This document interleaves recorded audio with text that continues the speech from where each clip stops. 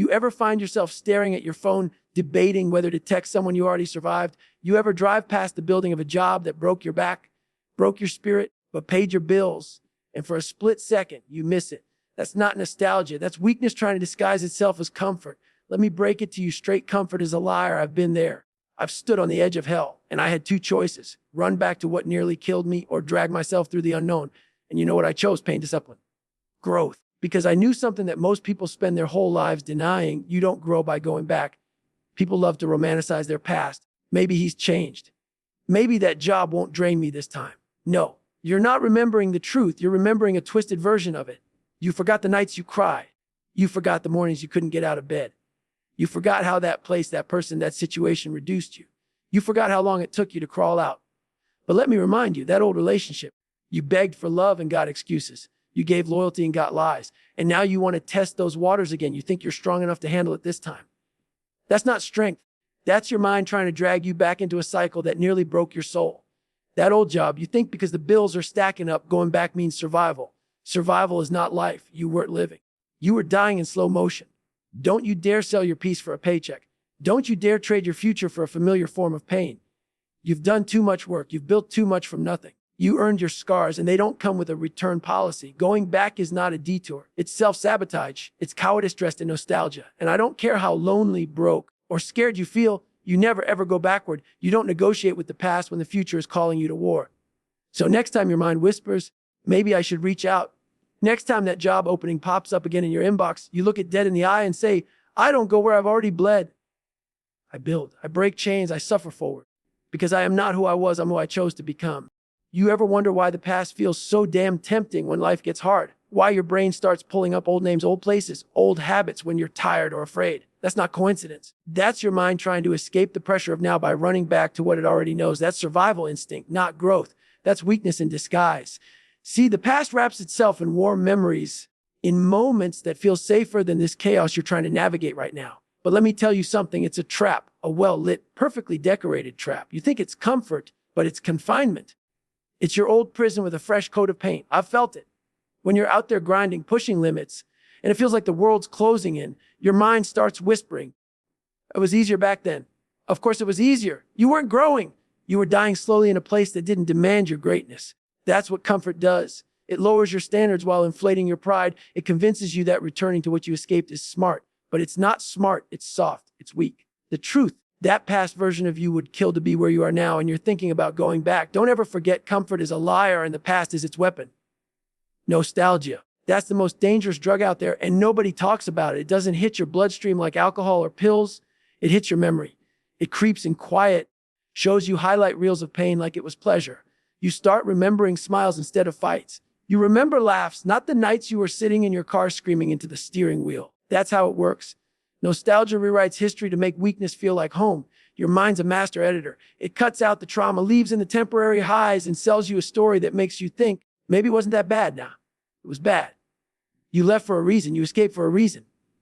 And now that life's testing you, you want to go back to what almost buried you. That's nostalgia working overtime, trying to convince you that hell was heaven just because you survived it. You don't owe the past a second chance. What you owe is your future, the full version of you, not a half-built warrior crawling back to old comfort zones. You've got to call it what it is. Nostalgia is a liar, and it will cost you everything if you listen to it. Every time you think about going back to that old relationship, that toxic job, that hometown that clipped your wings, you're not just taking a step back, you're spitting on the pain it took to move forward. You're betraying the blood, the sweat, the nights you wanted to quit but didn't. Don't forget what it cost you to get here.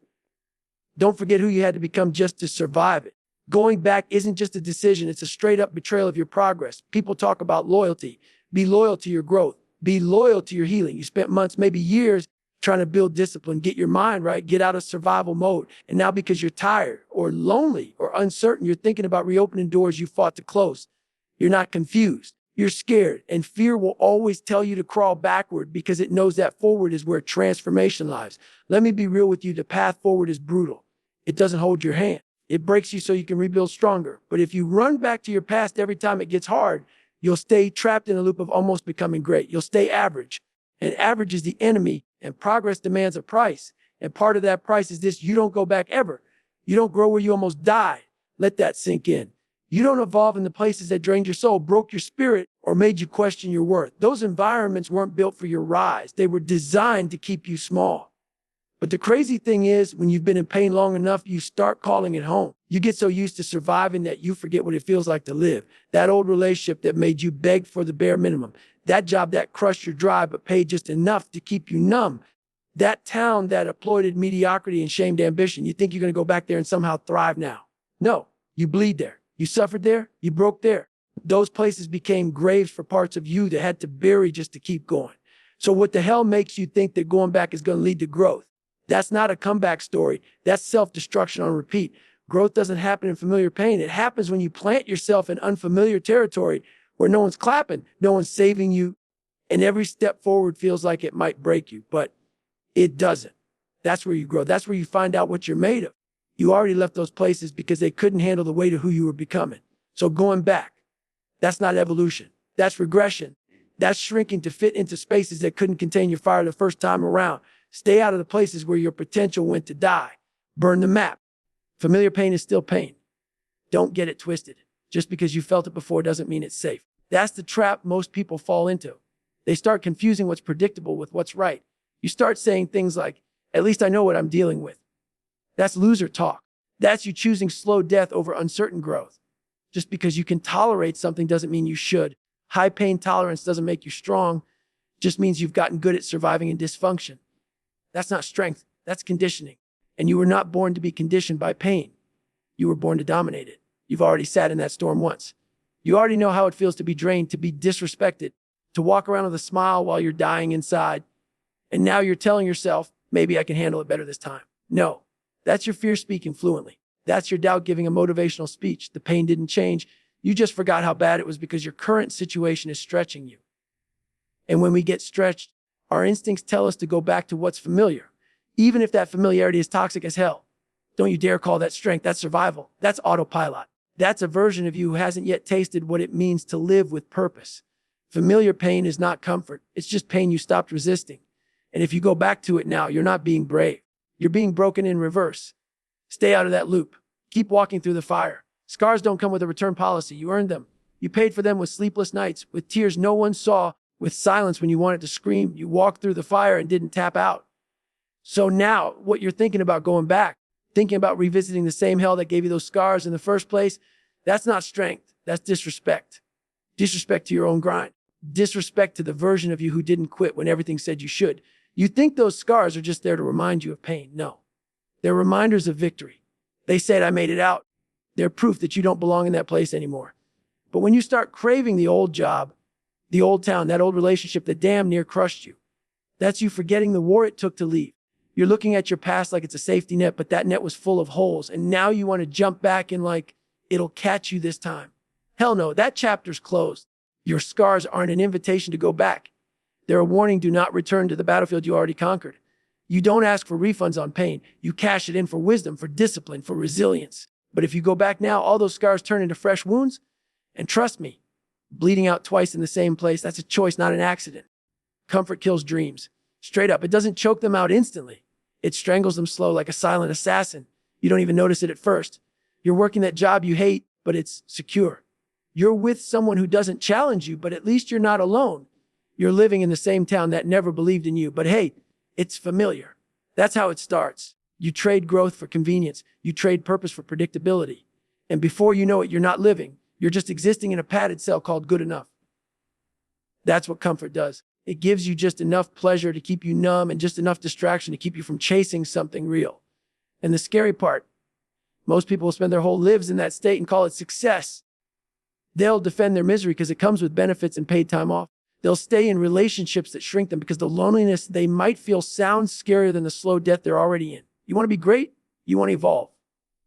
Then you better understand this. The path to your highest self is paved in discomfort. It's paved in early mornings, hard truths, empty bank accounts, lonely nights, whatever the hell it takes to level up.